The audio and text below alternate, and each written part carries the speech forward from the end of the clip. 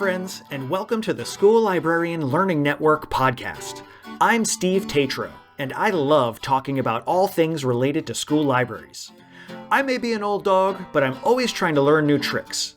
In each episode of the SLLN podcast, I'll chat with a school librarian about a lesson they love. Hopefully, this can be a place for school librarians to get ideas and find new ways to engage with their students and staff. As a good friend likes to say, we're better together. So I hope this podcast will help school librarians connect with and learn from each other. The opinions and ideas shared in this podcast by myself and my guests are our own and do not reflect those of our school districts. And because school librarians always strive to be good digital citizens, I cite sources when using material that is not my own. Hey everybody, I am so excited. We've got Fallon here, and I am so excited to talk to Fallon because Fallon has such awesome ideas, and we have only had the chance to kind of touch base a couple of times in the past. So I'm really excited. We're going to get some time to just, you and me one-on-one, talk some ideas through. It's going to be awesome. So Fallon, why don't you take a second, introduce yourself for us, tell people where you're at, who you are, what's going on. All right. Wonderful. Well, thank you, Steve, for having me on your podcast. I think this is the number one area that we could do better at as school librarians is sharing what we know. So I really appreciate you taking the initiative because I know it's not easy.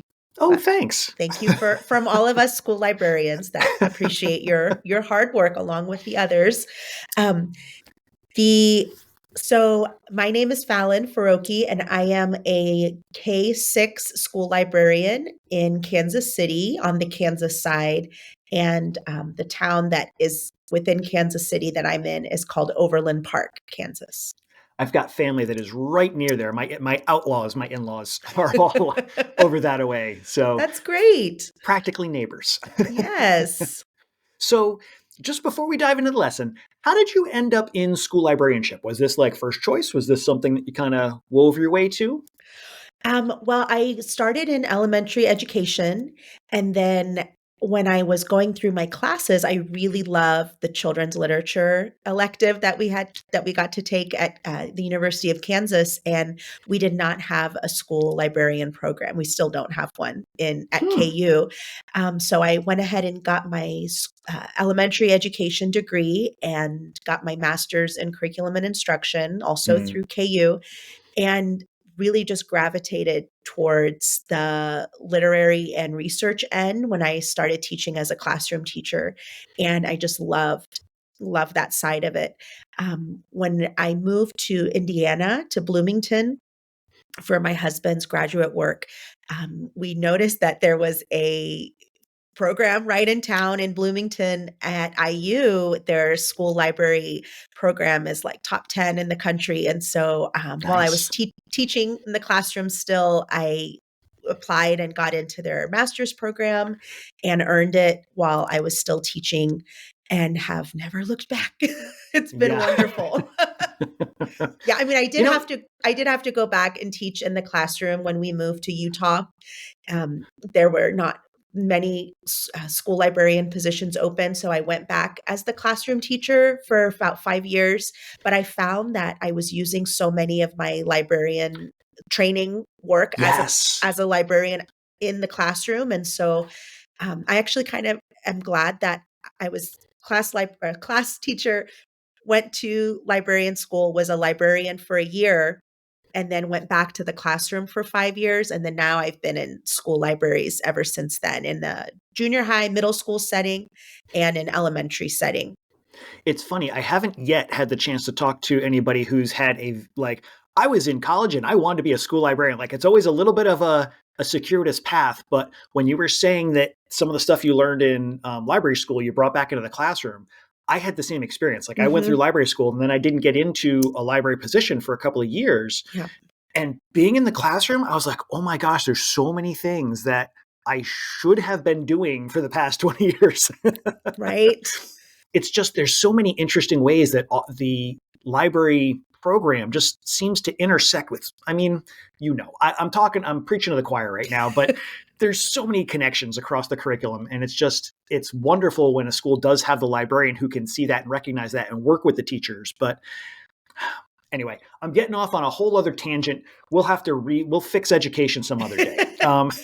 I know. I was going to say that's a whole other topic, is what we wish as school librarians, what we wish was taught in teacher ed programs. Yes. Oh, Another someday. topic. Yeah. Someday when we're in charge of the world, we'll fix that. But okay, what we're here for is Yes. an awesome lesson that you're sharing with us. So why don't you tell us a little bit about this lesson, kind of walk us through, first of all, what's it called so we all know? Okay, I had a little trouble coming up with this because originally I just had it as today is.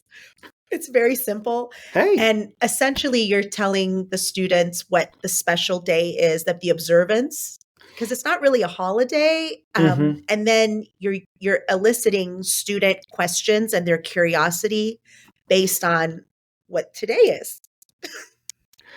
I think that makes total sense. There's nothing wrong with simplicity. Okay. Thank you.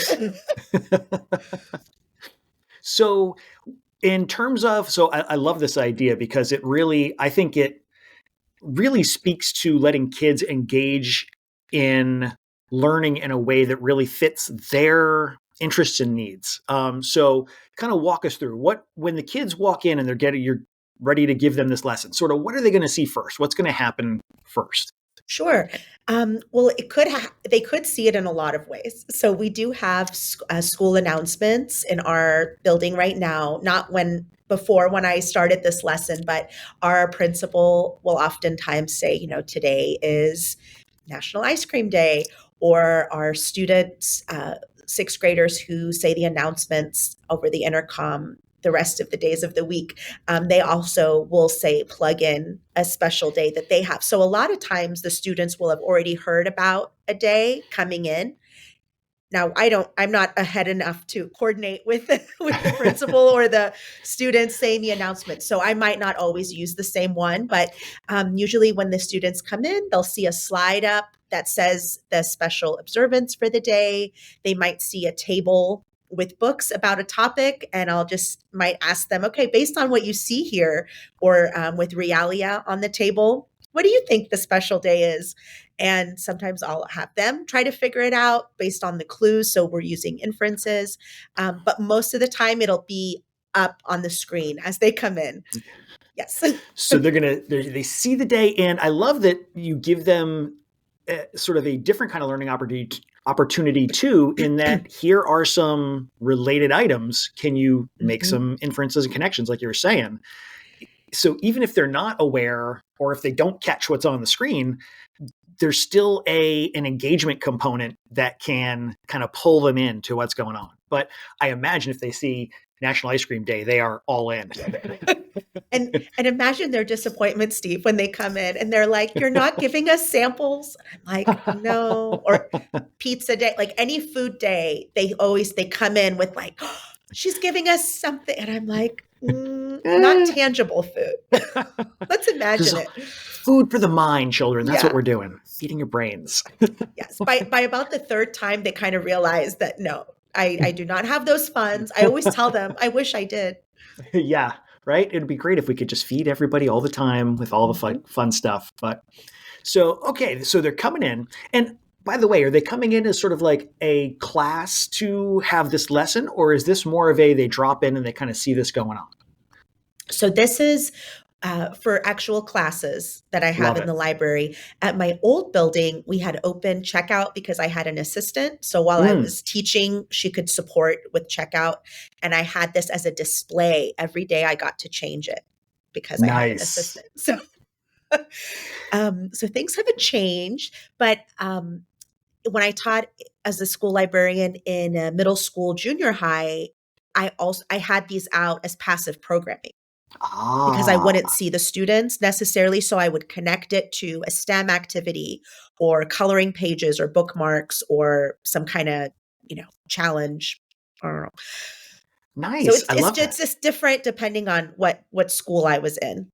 I love that. I mean, I think a good lesson always has those elements that can be adapted to lots of different environments and lots of different grade levels and lots of different settings. So I love that you can do it as passive programming, you can do it as active programming. So actively, the class is coming in, they see the table, they've maybe got the picture up on the wall for here's what the day is. Where do we go from there?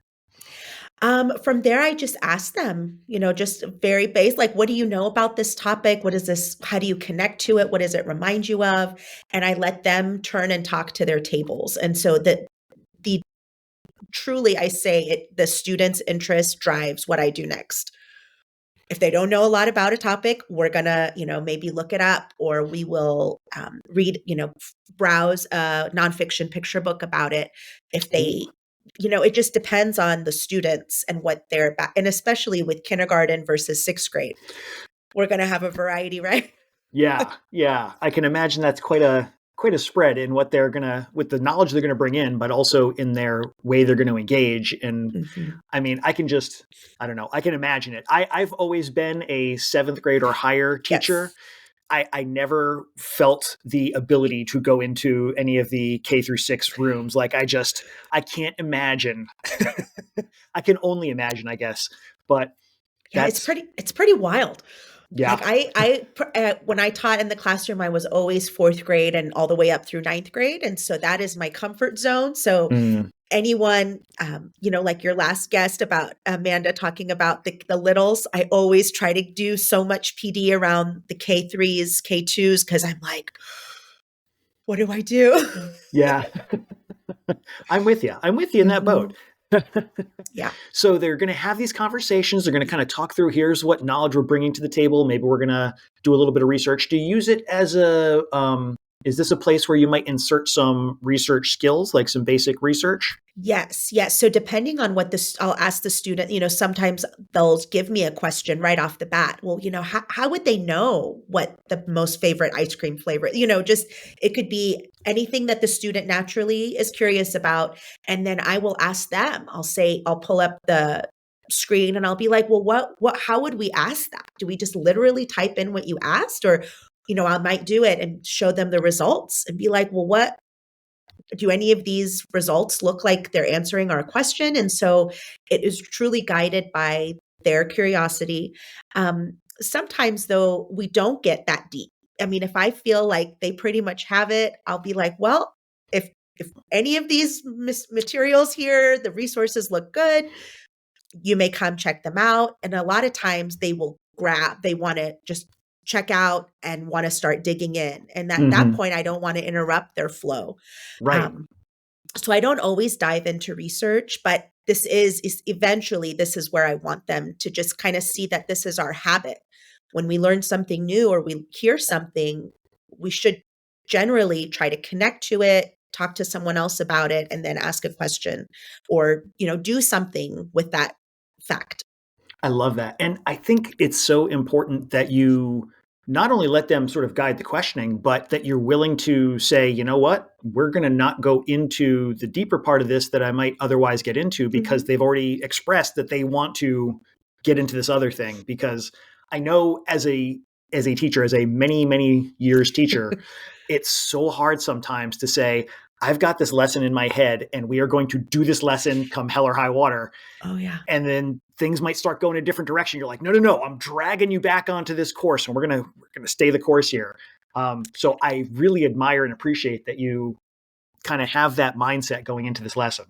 Because I really do feel like as long as they are reaching the goals that we have for them with the school library standards of inquiry based discussion, research, formulating questions, turning and talking, listening to each other, that communication piece, which are those soft skills that Mm, are hard to teach all the time, but in yeah. a natural way, it really does build on itself. I especially love it when students say, oh, I'm an expert on this topic. And then I'll tell them, okay, well, why don't you go and, write out what you want to share with us or draw what you know and then come back.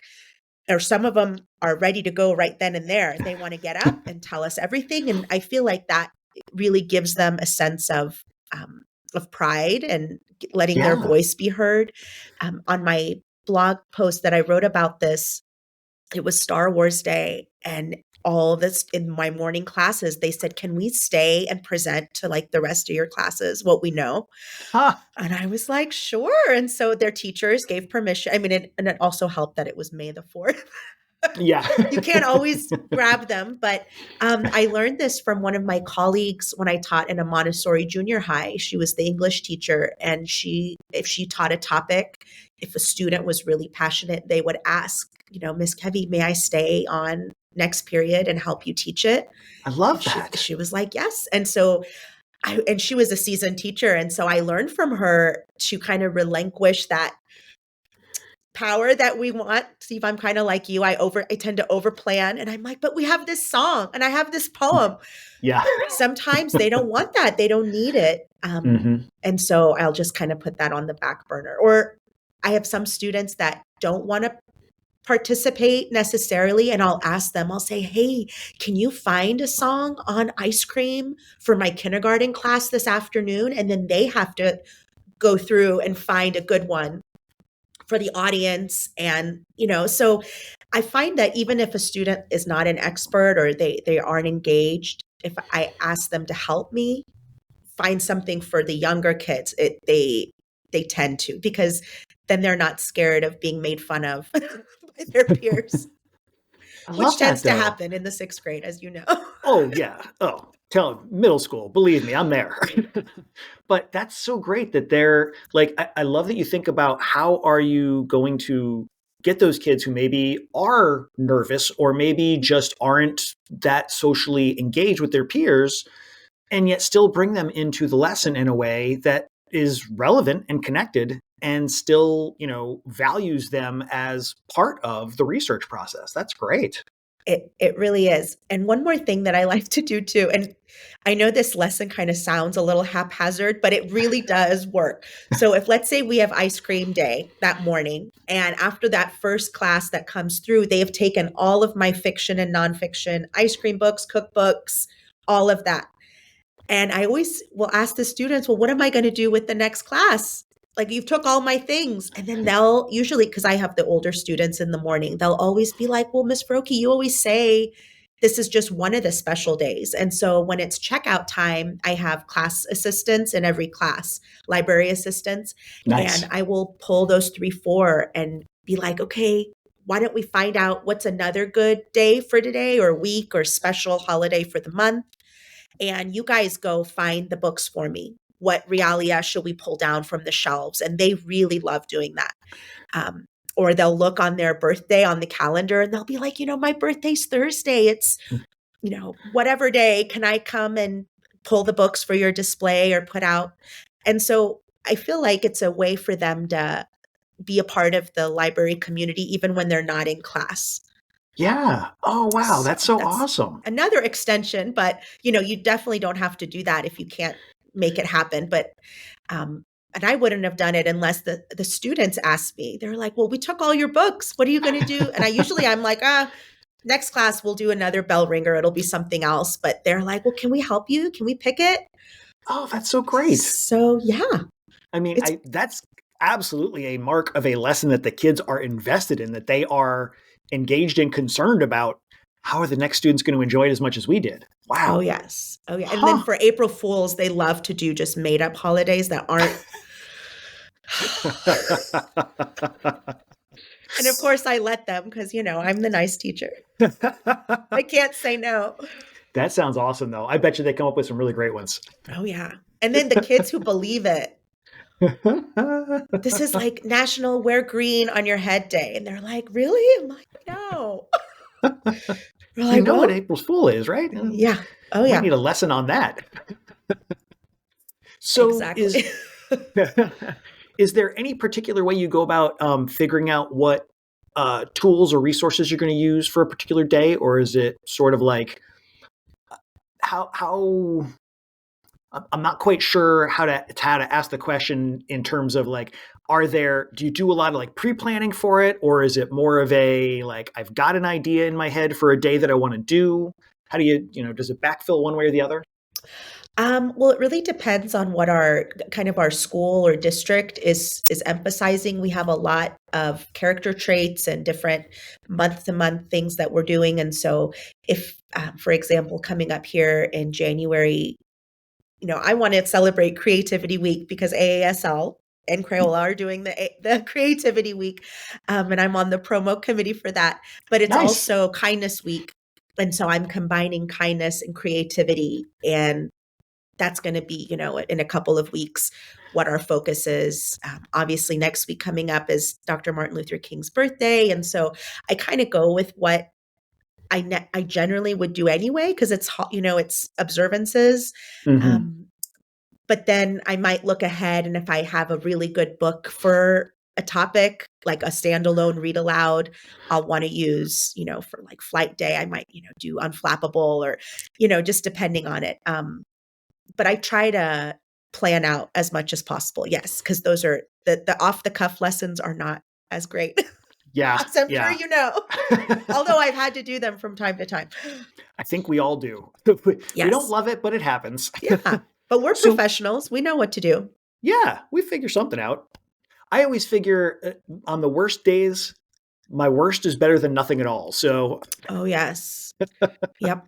For sure. not not encouraging, but hey, at least it's something. Yes. And I guess the go-to source I always use is our library catalog, our Destiny catalog. And so the Hmm. students know we're going there. I mean, they have it bookmarked, they have it on their iPads, and so that is always our go-to, and the tab is always open on my computer that's projected because they know most likely I start there.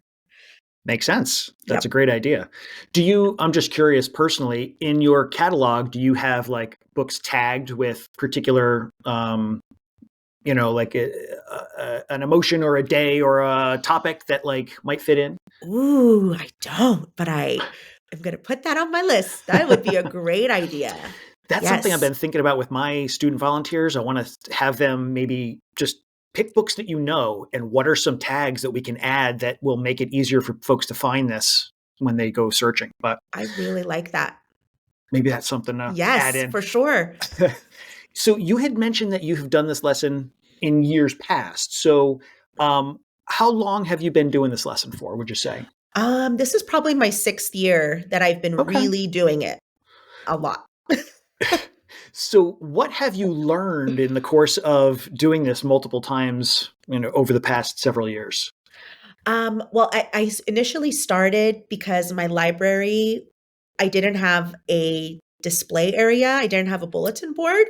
Okay. And so what I did have were windows to the main hallway. And so what I used to do was just push a table up against the glass, and I would put my IKEA easel on top. And so if you look at my in social media post from about 5 years ago, you'll see it's through the glass, my display, and on the whiteboard, I've written, it's ice cream day, and I have my books, nonfiction, fiction books. I have my realia all around it.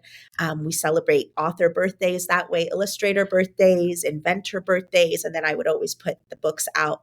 And whenever the student, the whole school would walk by that, just the glass doors or the windows into the library, and it would change every day. And so one thing I found was that the students look at that and they would come in to their library lesson, let's say it was a few days later, and they would be like, what happened to those ice cream books? What happened to those? And so I used to, when the day was over, if any of the books that weren't taken, I would just put them back on the shelf. But I learn to just still keep them out. And so instead of using a whiteboard, I started making signs and just kind of just propping them up with like a photo clip, just like Nice. on a book stack, like real DIY. Here's the ice cream books. Write it on a little index card and have a student decorate and be like, okay, well, while they're browsing, here are all the, displays we've had over the last week or so. And so that really helped me. So that not having a space for a bulletin board or something more traditional helped me with this idea. And so I realized keeping them out is good. Don't That's put the so displays clever. away Yeah. just because the Oh, day's over, because they might, still want to get their hands on those ice cream scoops or whatever realia you had out with it. Even if yeah. it's one object. And if it's that item that is drawing that student into wanting to check out a book, that's a win-win. Oh, absolutely.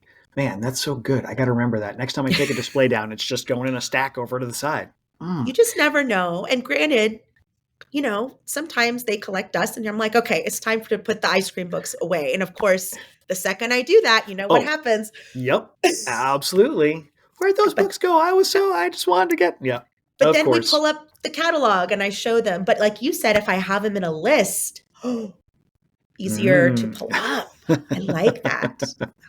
Brilliant. So I was going to ask you about like accommodations and ways that you sort of differentiate this. And I think to my mind, it's pretty clear, but are there any particular ways you try and differentiate or adapt this for different groups? Just the same way that I would do for other lessons. If there's students that need one-on-one support, I pull them close to me. We do it together. We have students that don't need the scaffolding. They can kind of be on their own and I'll come monitor them. We do have a lot of English language learners in my new Hmm. school. And so I have had to translate things on the fly. Um, but again, with Google Translate and a lot of students that are bilingual, trilingual, they are very fast to help those students kind of catch up and tell me what they're saying. Um, so that would probably be our biggest one is the English language learners that I've had to adapt most at my new school. Yeah, that always is a challenge, especially if you don't have the materials in a language that might easily connect with them, or especially if you've got your ELL students in a group with mainstreamed English speakers, Mm-hmm. and it's the language barrier. I can see that being difficult, but I love that It the students help each other. Oh yeah, and in our building we're about 75% Spanish speakers. And Oh so wow, we have like many translators in every class and they're teaching me Spanish and so I am learning so much, Steve. that's awesome! Yeah. I love it. Yeah. Huh? I was a little worried as well, but then once I spoke with the teachers that had been in the building, they're like, "Oh, just you wait. These kids are brilliant. They will translate for you anything. They're such Oh, like just diamond resources." that's awesome. Yeah, Oh man, I love it when students get to be in that position of expert and that position of the authority on something, because I feel like we don't give them enough opportunities to do that sometimes in school. So that's outstanding for those students. Wow. definitely. And even some students we get who don't speak Spanish. I mean, we have students from all over the world, but we do have some students who do speak Spanish and English, but because they were once ELL students too, they kind of help partner with the student that may Mm. not have a peer that speaks their language, but at Hmm. least they have someone who's can empathize with what they're going through. And so Yeah. that's a really big opportunity for our students as well. Yeah. Hmm. So, okay. Coming back around to we could talk about this all day. We could do a 4-hour podcast. I have no doubt. But We could. let me try and swing it back around just a little bit. Um, what kind of feedback have you gotten from students? Let's start with students for this lesson. They love it I because imagine. it's like sneaky getting your vegetables in, right? Maybe that's what we should call it. Because they know I always tell them I have library standards to teach you. It is not just play time because they come in and they just want to hang out because the Hmm. library lends itself to lounging, relaxing, which is great. But I'm like, we got Hmm. to do some work first.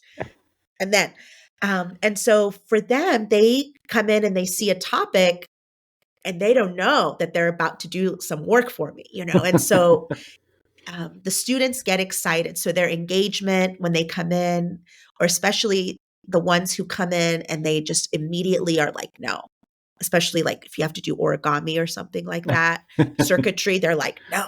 And then by the end of the class, they want to stay and teach, whoa, sorry, and teach the next class. Um, That's awesome. and so the engagement is high. I did write a blog post for the Mentorist last year about a student of mine who is part Korean, and I had on the window at my old school that it was, National Korean Day. Uh, and she was just like, I have Korean heritage. And she didn't have library that day, but she ran in and was like bringing people, her friends, other teachers to the glass doors and like pointing. And then I taught with her mom. Her mom is a music teacher, and she texted me that night and was like, my daughter was over the moon that you highlighted her culture. And for me, that wasn't even, I was set out. I wasn't even having her that day, but that caught her eye. And it just really stuck with me that you never know who's listening, who feels seen and heard. Maybe they don't look like they are of that identity, but, just that you give that spotlight to someone who identifies with that or connects to it in some way shows that the library really is an inclusive place. Yeah. Oh, So man. that's been really, really nice from the students. Yeah, seriously. How about, have you gotten any feedback from teachers on the lesson? Do they end up taking some of these Yes. skills into class? They do. They love the realia. They'll sometimes ask me, hey, I'm doing a lesson on, sequencing, and we're going to be doing, how to bake chocolate chip cookies. Do you have any, baking sheets? This, that, mixing. I'm like, yes, here's my baking box. And so I think they're seeing the power of realia to teach, especially with our ELL students, because they need hands-on those materials, and our Yeah. students who have special education needs.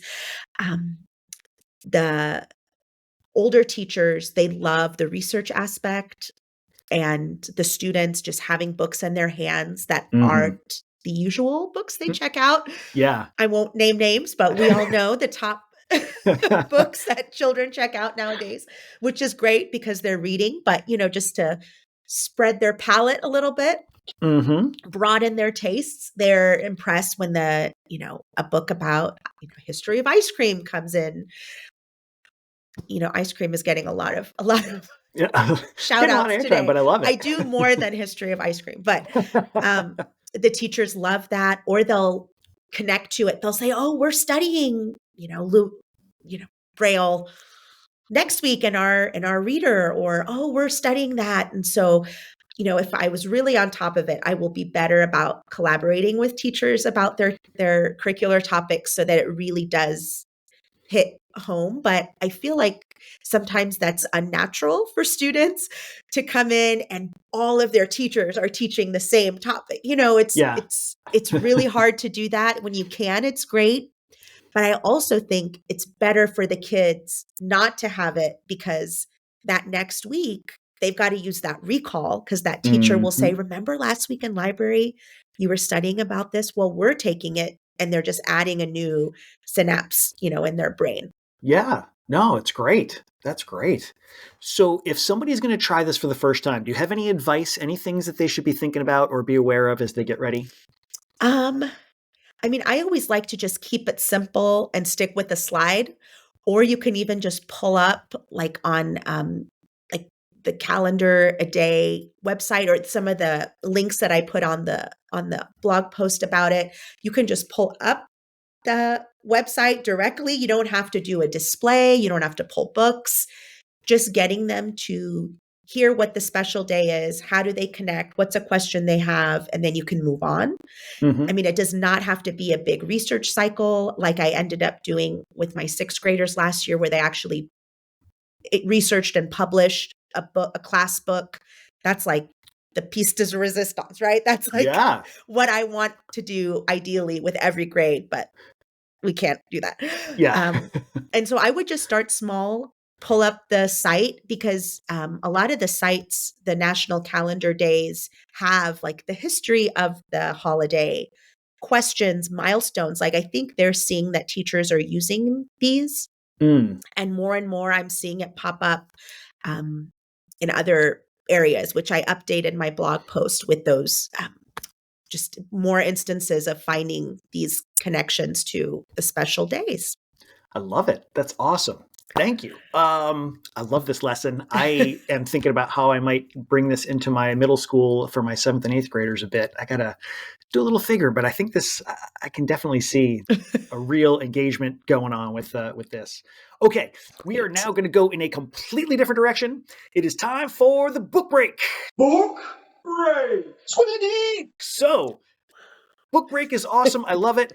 We talk about any book you like. It can be something old, something new, something professional, something personal, whatever. So, what book are you bringing to the book break? Okay. So I am bringing Daniel Nayeri's new book called The Many Assassinations of Samir, the Seller of Dreams.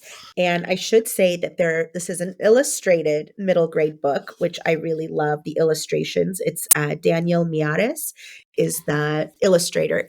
And I love this book because it is a kind of a epic journey of sorts of this boy who is called Monkey. Yes, he is named Monkey. He is an orphan and he works for Samir, who seems kind of like a swindler, but he is just a bodacious trader on the Silk Road. And so he saves Monkey in the first chapter of being stoned to death by the monks who have taken him in for stealing their robes. And so he trades things that he doesn't have to get Monkey as a assistant of sorts. And so each chapter is a different way that another assassin is trying to kill Samir, the one person who is taking care of Monkey. And at one point, Monkey decides that it's his turn, that he hates him so much that it's time for him to take him out. And I'm like, oh my goodness, what a fantastical story. It's got romance in it. There's like some really, really cool mythology of ancient cultures, especially Persian culture, which is my culture, and the author's culture. So this was the first time I saw it in this format, and it's very reminiscent of Persian storytelling. And so it reminded me of my grandma telling me stories when I was growing up. And it's just really funny too. I did not expect to laugh at so much violence, but it's hilarious. It is. I've read this one. It's so good. Oh man, it blew me away. And it's funny because, as you were saying, like it starts out on this pretty dark note, but it is so funny. Like the whole thing, I was just grinning and laughing through the whole thing, even the assassination attempts. And it just, one of the things I loved about it, and I don't want to spoil anything, but it has such a great turn to it toward the end, where you feel like you've gotten the whole story, like you get what's going on, and it's got these multiple points in the story that, like, all of a sudden you find out a new detail and your perspective shifts a little bit, like about halfway through, and then again about another halfway through, and then it's so cleverly done. It's just such an engaging story, and it may be a middle grades book, but I can see this is just an all ages story. It's so good. Yes. Yeah. And as I was reading it, I kept going back and just double checking. I'm like, is this really for middle grades? Because I can see so many young adult readers enjoying it because of the historical aspect. And at the end, the author's notes with all of the research he did. And so you think he's making these things up. And then you get to the end and he's like, oh, no. This was normal on the Silk Road. And you're like, whoa. Yeah. I could see this being such an awesome book for looking at craft, like author's craft and storytelling, but also for the history elements of it. Like there's so many ways I could see this being used in classrooms for like a real serious study, but it's also an incredibly enjoyable story. Oh, definitely. And the social studies teacher came out in me as I was reading it. I started doing my own research on the maps and the people. And I was like, oh, Daniel Nayeri is like killing it with this one. Oh, yeah. He's fantastic. I love anything he writes. That was the first one I've read by him, and I need to get my hands on. I have a copy of Everything Sad is Untrue, but I haven't gotten to it yet, and I need to because, like I said, Samir blew me away. Oh, yes. So good. And I saw this first in a bookstore in San Francisco in April. And I thought I was like, my mind was playing tricks on me. I'm like, how do I not know about this book? But then it came out, all these people were saying it was on all these best of lists for the year. And I thought, oh, that is true. Like I did see that. And so I finally bought myself a copy with my holiday gift cards. Nice. And I devoured it in 2 days. I couldn't stop. I couldn't put it down. Yeah, it's absolutely unputdownable. It's such a page turner. Oh man, Mhm. love it. Thank you. That's a great title. Thank you so much for sharing your lesson. How can people track you down if they want to see what you're up to in the future? Sure. Well, I am on Instagram. Our school library is on there. You can always see what we're doing. It's at the Story Spectator. I am also on Twitter or X at F Farokhi. And I'm also on Blue Sky. Thank you, Steve, for Yay! that invite code. Blue Sky at the Story Spectator on there as well. And I have a blog, The Story Spectator, and I am trying to be better about updating. It's just really hard to get up on a blog. So Yeah, I'm trying to do better, but I post much more frequently on the social media. and lots Yes. of great stuff too. I love seeing your posts because it's always a great idea or like just a real nice smile inducer. Like it's, I really enjoy following you on social media. So Thank you. Same thank you to for that you. as well. I learned so much from you and all of the people that are in your PLN. I You always know, follow them. So we're thank better you. together, and there's just so many great ideas out there. And I love that when we get to share. And so thank you for sharing. I am so glad we got to do this. Hopefully we can do it again sometime. Awesome. Thank you so much. Thanks for checking out this episode of the SLLN podcast. Be sure to check out the show notes, which include not only a link to the lesson, but also links to the SLLN website, home to a curated list of free upcoming virtual events and resources for school librarians. It's easy to become a member of the network. Just visit the site and use what you like. If you have an idea, a question, or a lesson you want to share, you can email schoolliblearning@gmail.com. That's school, L-I-B, learning@gmail.com. Know someone with a great school library lesson? Let us know. Until next time, be safe, be good, and be well.